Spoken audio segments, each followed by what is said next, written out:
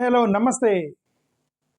Doctor B R Ambedkar గారి గురించి ఆంధ్రప్రదేశ్ హైకోర్టులో 2 సార్లు మెన్షన్కి వచ్చింది. I'm very happy that the court of Andhra Pradesh high court recognised the vision and the respect doctor B R Ambedkar is suppose to get. కనీసం కోర్టు గుర్తు చేసింది 2 సార్లు. దాని గురించి మనం మాట్లాడదాం.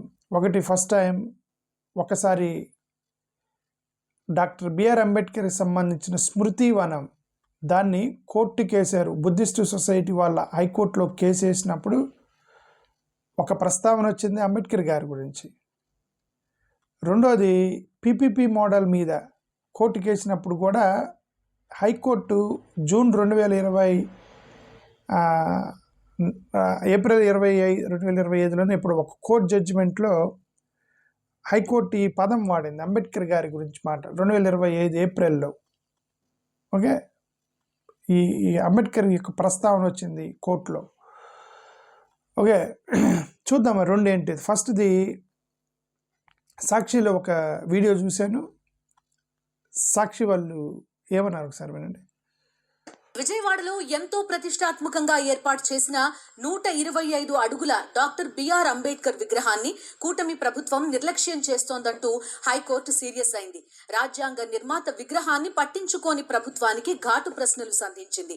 స్వరాజ్ మైదానం పట్ల ఏ విధమైన అభివృద్ధి పనులు జరుగుతున్నాయి, భారతదేశానికి రాజ్యాంగం అందించిన వ్యక్తులను గౌరవించుకోవాలి కదా అని ప్రభుత్వాన్ని ప్రశ్నించింది హైకోర్టు. అంబేద్కర్ విగ్రహం పట్ల కూటమి ప్రభుత్వం అలసత్వం వహిస్తోందంటూ బుద్ధిస్ట్ సొసైటీ ఆఫ్ ఇండియా జాతీయ కార్యదర్శి కొండలరావు హైకోర్టులో పిటిషన్ వేశారు. దీనిపై స్పందించిన హైకోర్టు అంబేద్కర్ విగ్రహం స్వరాజ్ మైదాన్ పట్ల ఎలాంటి అభివృద్ధి పనులు జరుగుతున్నాయో రాతపూర్వకంగా తమ ముందుంచాలని ప్రభుత్వాన్ని ఆదేశించింది. సో వెరీ క్లియర్గా యాంకర్ చెప్పినప్పుడు దాంట్లో ఒక పదం మీద మాట్లాడుతున్నా. అదేంటంటే, రాజ్యాంగాన్ని నిర్మించిన అంబేద్కర్ గారిని గౌరవించి మనం ఆయన యొక్క గుర్తించాలి కదా. ఓకే, నిజంగా అంబేద్కర్ స్టాచ్యూ దగ్గరికి వెళ్ళి మీరు చూస్తే ఒక పాండ్ ఉంది, వాటర్ పాండ్ ఒకటి ఉంది, మురికి పట్టుంది.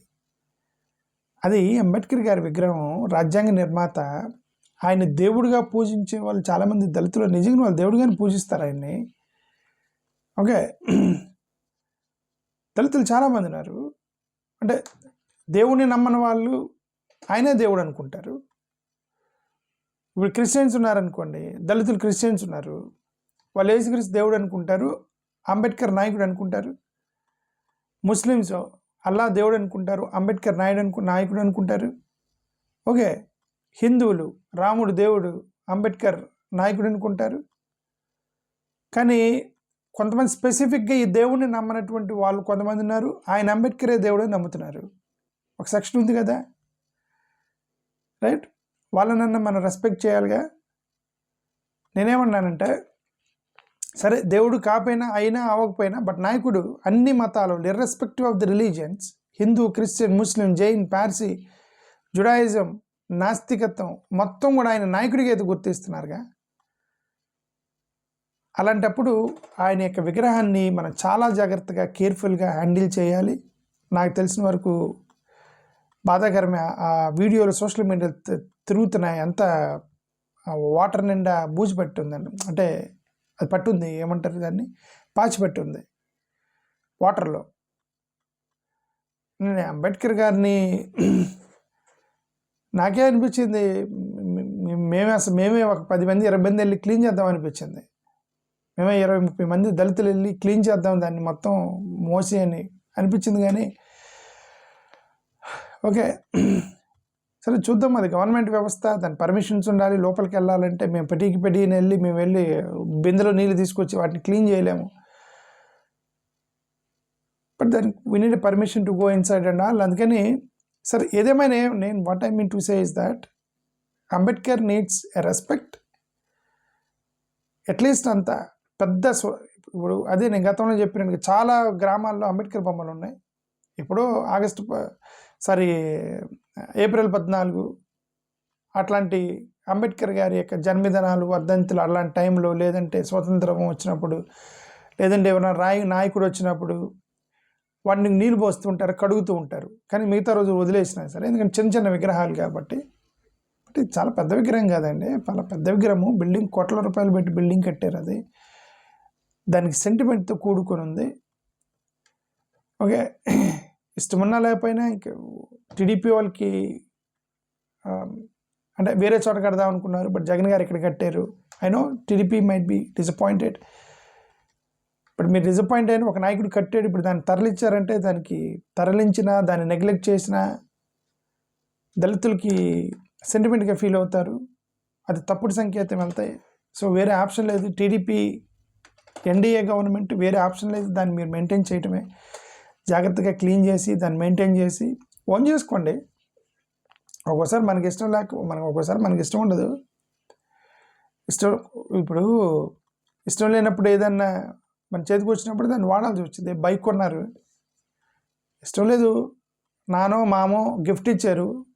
Once it is ours and then we have to accept that, we cannot throw it, right?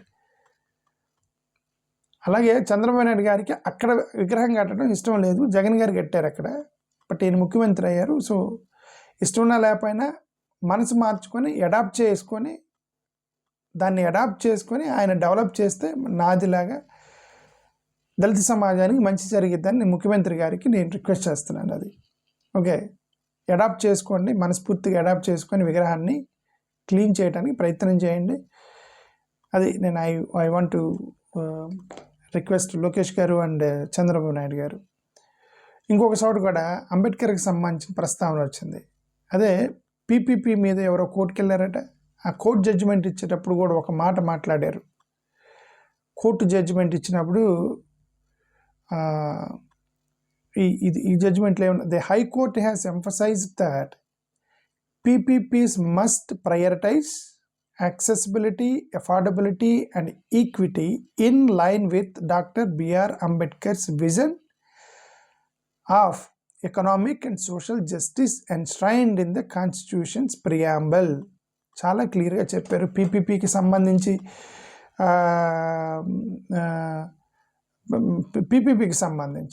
అక్కడ కూడా అంబేద్కర్ యొక్క పదం వాడారు కోర్టులో. ఏంటి ఆయన మాట్లాడింది? అంబేద్కర్, అదే నేను ఇంకోసారి చెప్తున్నాను, ఎందుకు ఇది చెప్తున్నానంటే అంబేద్కర్ విషయము ఇక్కడ ఒక పదం వాడారు, యాక్సెసిబిలిటీ, ఎఫోర్డబిలిటీ అండ్ ఈక్విటీ. మీరు యాక్సెసిబిలిటీ మేము ఇస్తాము, అదేం లేదు, పీపీపీ అయినంత మాత్రాన యాక్సెసిబిలిటీ పోదు, ఇది మా చేతిలోనే ఉండేది అని చెప్తున్నారు. ఓకే, ఎఫోర్డబిలిటీ, ప్రైస్లు ఏం పెరగవు, ప్రైవేట్కి ఇచ్చినా సరే గవర్నమెంటే ప్రైస్ ఫిక్స్ చేసిద్ది, ఫీజు ఫిక్స్ చేసిద్ది, అది ఇది అని చెప్తున్నారు. ఫీజుని కంట్రోల్ చేయగలరేమో కానీ మిగతా వాటిని కంట్రోల్ చేయలేరు. అక్కడ ల్యాబ్ టెస్ట్లని, ల్యాబ్ రికార్డులని, ల్యాబ్లని, యాప్రాన్స్ అని, మెటీరియల్ అని, బుక్స్ అని ఎక్కడ వేయాలి అక్కడ వేసేస్తారనమాట ప్రైవేట్ చేతిలోకి వెళ్ళినప్పుడు. సరే అవి కూడా కంట్రోల్ చేస్తారు అనుకోండి, but there is a word which was used by the high court, equity. There is a పదం ఈక్విటీ అనే పదం వాడింది. What does it mean by equity? Equity is nothing but reservations. Reservations అనేవి ఇన్ లైన్ విత్ అంబేద్కర్స్ యొక్క economic and social justice, ఆ లైన్లో you must show that some equity. Equity అంటే weaker పర్సన్కి you have to give more food, stronger పర్సన్కి less food. Short పర్సన్కి stool వేయాలి, long పర్సన్కి అవసరం లేదు, టాల్ పర్సన్కి అవసరం లేదు. షార్ట్ పర్సన్ పొట్టుకున్నవాడికి స్టూల్ వేయాలి, ఎత్తుకున్నవాడికి అవసరం లేదు. ఇద్దరిని ఈక్వల్ చేయాలంటే పొట్టుకున్నవాడికి స్టూల్ వేయాలి. The equity concept. ఓకే, అది హైకోర్టు వాడింది నిన్న పదం. It should be equitable, affordable, accessible and equitable అనే పదం వాడింది హైకోర్టు. ఓకే, మరి ఇప్పుడు పీపీపీలో మీరు 50% సీట్లని 50% కట్ చేసి 50%కి మాత్రమే రిజర్వేషన్స్లోకి నెట్టి 50% మీరు అమ్మేస్తున్నారు కదా. సెల్ఫ్ ఫైనాన్స్, ఏ రకరకాల పేర్లు చెప్పి సెల్ఫ్ ఫైనాన్స్, ఎన్ఆర్ఐ కోట, ఆ కోట, ఈ కోట, మెల్లమ్మ కోట, మంగమ్మ కోట పెట్టారు కదా. అంటే నేను సటరీలకి ఎల్లమ్మ మంగమ్మ కోట అన్నా, బట్ ఫండమెంటల్ ఫ్యాక్ట్ ఏంటంటే దళితులకు 100 సీట్లు 15 రావాలనేది రాజ్యాంగం కదండి. 100 సీట్లని 50% చేసి 50% చేసి ఆ 50లో పంచుతున్నారు. అదేదో ఒక మేము చూశాను, రవితేజ బ్రహ్మానందం వాళ్ళిద్దరు ఏదో డబ్బులు పంచుకుంటున్నప్పుడు నీకు 50 నాకు 50 అని మళ్ళీ ఆ 50లో నీకు 50 నాకు 50 ఇది అలానే ఉంది. ఇది రిజర్వేషన్స్ అంతే చేశారు వీళ్ళు మెడికల్ కాలేజీల్లో. 50%ని 100లో 15 ఇవ్వాలనేది రాజ్యాంగం. 100లో 15, 100కి 15 సీట్లు ఎస్సీలకి ఇవ్వాలి అనేది రాజ్యాంగం అయినప్పుడు దాన్ని 50% మేనేజ్మెంట్ కోటా, ఫైనాన్స్ కోటా, ఆ కోటా అని చెప్పి తీసి పక్కన పడేసి ఈ మిగతా 50లో మళ్ళీ ఇక్కడ రిజర్వేషన్స్. అర్థమైందా? రవితేజ బ్రహ్మానందానికి డబ్బులు పంచినట్టే. ఇది కరెక్ట్ కాదు. ఇది దళితులు చీట్ చేయటం, అది రాజ్యాంగ విరుద్ధం, అన్యాయం జరిగింది వాళ్ళకి కూడా చదువుకోవడానికి అవకాశం ఇవ్వాలని రిజర్వేషన్స్ పెట్టారు. వాళ్ళ సీట్లు వాళ్ళకి ఇవ్వాలి, వాళ్ళని మీరు పైకి తీసుకురావాలి. ఓకే సరే, అది నేను ఈ రెండింటి కాంటెక్స్లో అంబేద్కర్ పేరు వచ్చిందని మీకు చెప్తున్నాను. ఓకే, థ్యాంక్ యూ, నమస్కారం. నేను ఎక్కువ మాట్లాడుతాను, మరి వీడియో లెంగ్త్ అవుతుంది, నేను ఆపుతున్నా. నన్ను వదిలేస్తే 2 గంటలు కూడా ఆపకుండా మాట్లాడగలను. ఓకే, అంత బాధ ఉంది నా లోపల.